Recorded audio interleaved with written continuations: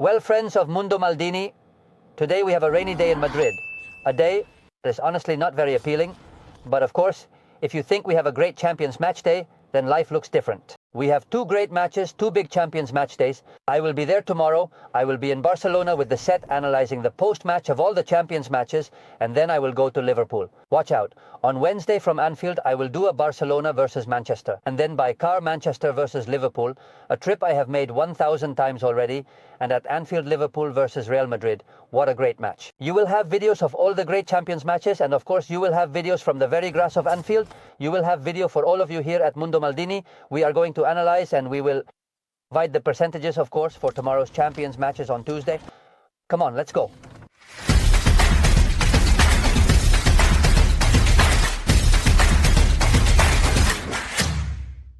Well, let's get started. Friends of Mundo Maldini, we are going to kick off with Barcelona versus Brest. It is true that Brest is having a great Champions, one of the big surprises of the Champions, but in the league, they are not doing nearly as well because they have several consecutive losses. However, we must also take into account one thing that is not minor, which is that Brest has played so far against Sturm Graz, Salzburg and Sparta Prague, that is, three considerably weaker opponents, which also has a lot to do with it. They have also faced the main teams in the Champions League.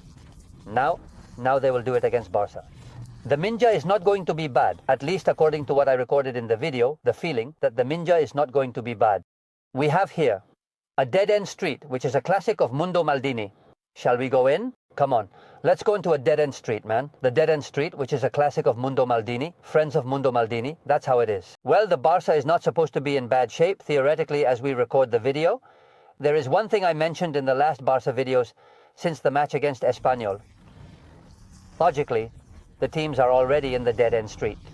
No way out. I don't need this translated, I already saw it. In Spanish, I don't think so. Well, in the end, the Barca has teams starting to find a few weaknesses in that high defense of Barca. That is happening, and that is happening in the last league matches, and we are seeing it, and Brest knows it, of course. Melu will not be in Brest, nor will Haidara, who are important players for Brest and Barca. Well, I expect practically the same team as the other day. Let's see Rafinha's position. There is the dead-end street. Let's see exactly where Rafinha is going to be placed. Well, the other day he placed him on the right going inside, and it is also true that he can place him on the left, but always going inside above all. The key is if Balde recovers, Valde recovers. Let's see, Barca at home in Champions is being a team of a very high level. I believe that this match should honestly place Brest in its real position. No matter how well Brest is doing in the Champions, this Barca that will come out to press high will complicate the French team's exit a lot, which can be caught against Barca, of course, but let's not forget that Brest has 3 consecutive league defeats. I am going to give Barca a 70% chance to win. 70%. You will have a video against each match and then the ratings the next day. 70% to win for Barca, 20% for a draw, 10% for Brest. 70% to win for Barca, 20% for a draw, 10% for Brest. Let's go with Sparta Prague versus Atletico de Madrid. This match will be played earlier. You will also have a video, of course, of Sparta Prague. Atletico de Madrid comes from drawing at home with many injuries. Sparta Prague, well, I think they are by no means at the level I could expect. Birmancevic will not be there. Preciado will not be there. Helo Tunji, he could be the most dangerous player of this Sparta Prague. Atletico de Madrid is not doing well either. They won by coming from behind with many problems. Lot of problems. Against Deportivo Alavés. And it's an Atletico de Madrid that leaves me with many doubts. It leaves me with many doubts. Lemar will not be there. Lenormand will not be there. The match is a complicated one. Atletico de Madrid has a good schedule, and I think that victory in Paris alleviates a lot of the tension. For this match, I believe Atletico de Madrid should be the favorite. They have to come out attacking from the start. Atletico de Madrid has to attack Sparta. It's a team that can hurt you. He has already recovered Jaroslin, the Slovak, who is a player I like a lot. Not just a little, but a lot. However, I believe that Atletico de Madrid should still be quite the favorite. I am going to give 20% to Sparta Prague, 30% to the draw, and 50% to Atletico de Madrid. 20% to Sparta Prague, 30% to the draw, 50% to Atletico de Madrid. Let's see, beyond the Spanish teams, the big match. David, you make this video. The big match of the day is Bayern Munich versus Paris Saint-Germain. What a great match. And I'll tell you one thing, both teams have certain problems because Bayern lost to Barca, PSG lost to Atletico de Madrid. Paris Saint-Germain has a very difficult schedule because they have the match against Bayern and then they have to go to Manchester City's field. I mean, watch out for what they have. I don't know if they have to go to Manchester or if it's in Paris, but they play against City. Come on, watch out for Paris Saint-Germain's schedule. Palinha, or Palinha, as it is really said, will not be in Bayern, which is an important absence. Of course, we will continue to see Kimmich in the midfield, not like the German national team. Here, Juan in the midfield. And watch out for Harry Kane.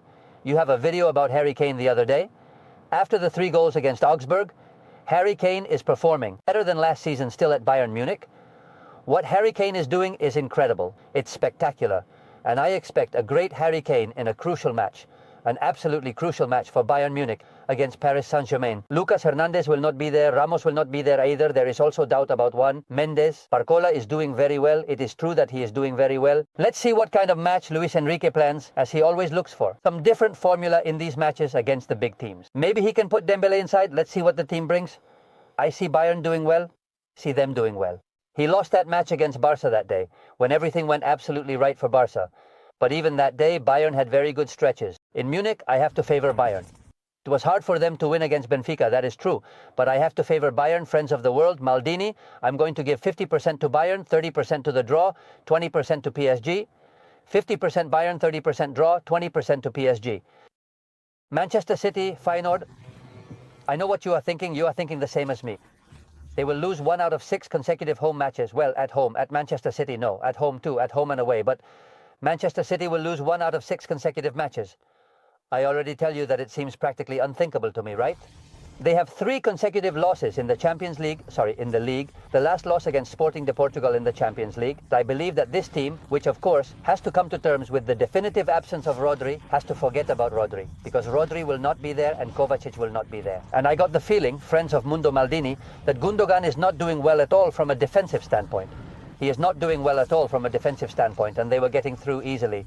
Feyenoord must have studied that well, as they are a dangerous team with Brian Priska, having quite a few good matches and some bad ones.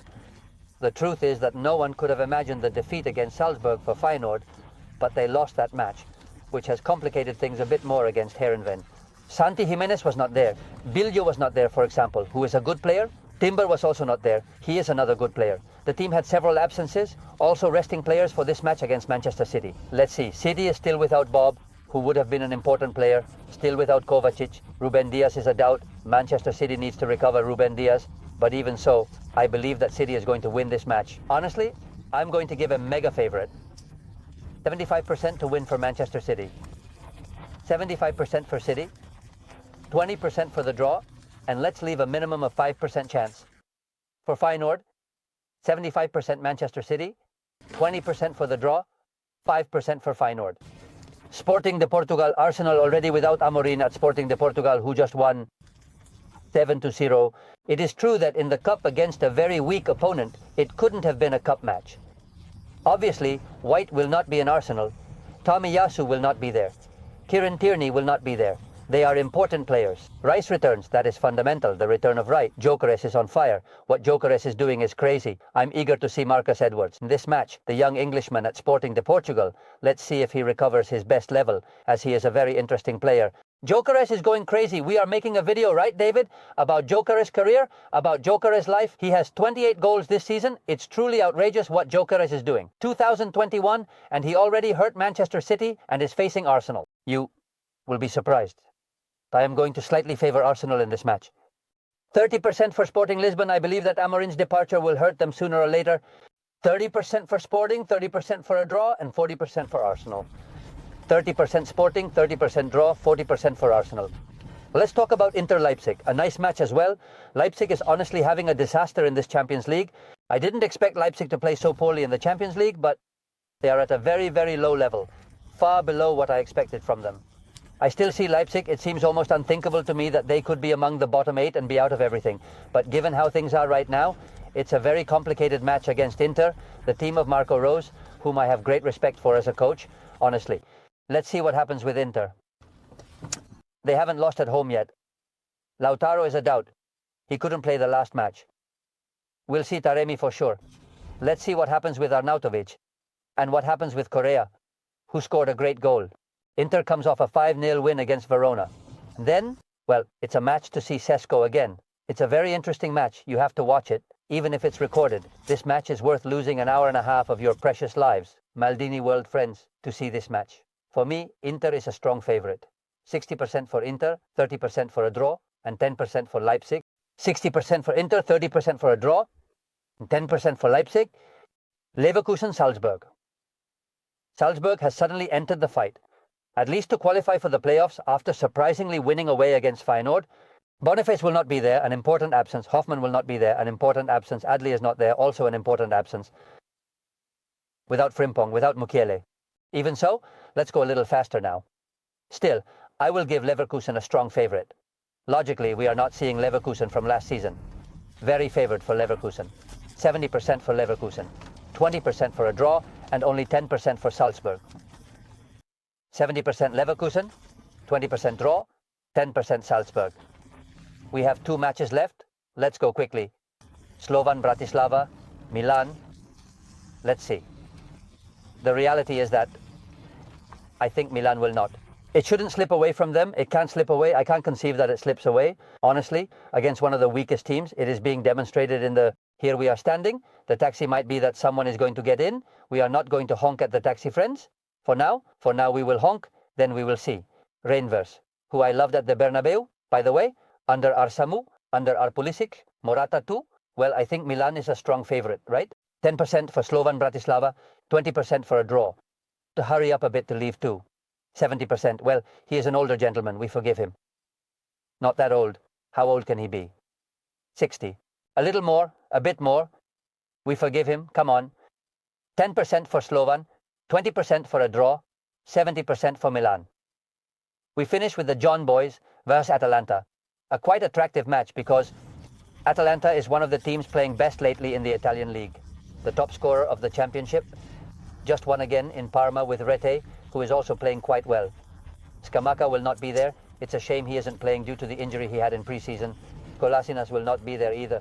Jim City neither, nor Zappacosta. But still, I think Atalanta cannot let this victory slip away at the John Boys field on the artificial turf of the team from Bern, in Bern. So, 20% for John Boys, 20% for a draw, 60% for Atalanta. This is what we have, friends of the Maldini world. You will have the video with the matches for Wednesday tomorrow. I say again, being at Anfield, come on, let's go for Wednesday. I was going to mention something else, but I forgot. So since I forgot, I will end the video now. That's what needs to be done. So a hug, bye, bye, bye, bye.